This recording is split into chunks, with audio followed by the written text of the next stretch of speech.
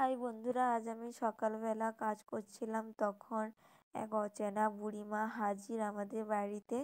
তখন আমি বুড়িমাকে জিজ্ঞেস করলাম, বুড়িমা তুমি কোথা থেকে এসছো, কি করতে এসছো? তখন বুড়িমা বলল, আমি সাহায্য চাইতে এসেছি নিজের জন্য ও গোবিন্দ সেবার জন্য। তখন আমি, তোমার বাড়ির লোক কেউ নেই, তুমি এই বয়সে সাহায্য চাইতে এসছো? আর তখন বুড়িমা আমাকে উত্তরে যা বলল তা শুনলে তোমরা সত্যি খুব অবাক হবে। তারপর বাবা এসে চাল দিল, কিছু পয়সা দিয়ে সাহায্য করলো।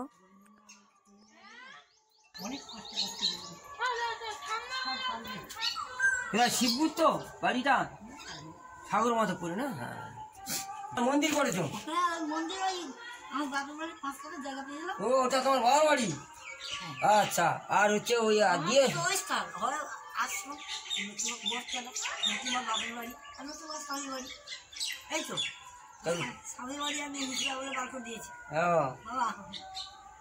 নজর নাচেন আপনি, 5 বিঘা জায়গা, 20-25 বিঘা জায়গা ভাই পেয়েছি। আমাকে ঠিক দেখেছেন 1.5 বিঘা প্রভু, আর এরকম বাগান ঘর তুলিতে হবে। আর পুরো যদি মাছ ছাড়িয়েছে। বন্ধুরা, তোমরা এতক্ষণ শুনলে বুড়িমার কথা।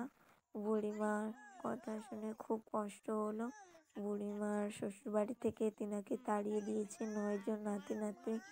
এত সম্পত্তি থাকা সত্ত্বেও তিনি সাহায্য চেয়ে যাচ্ছেন। বন্ধুরা, তোমরা এইরকম বুড়িমাদের যদি দেখতে পাও, তোমরা অবশ্যই সাহায্য করো।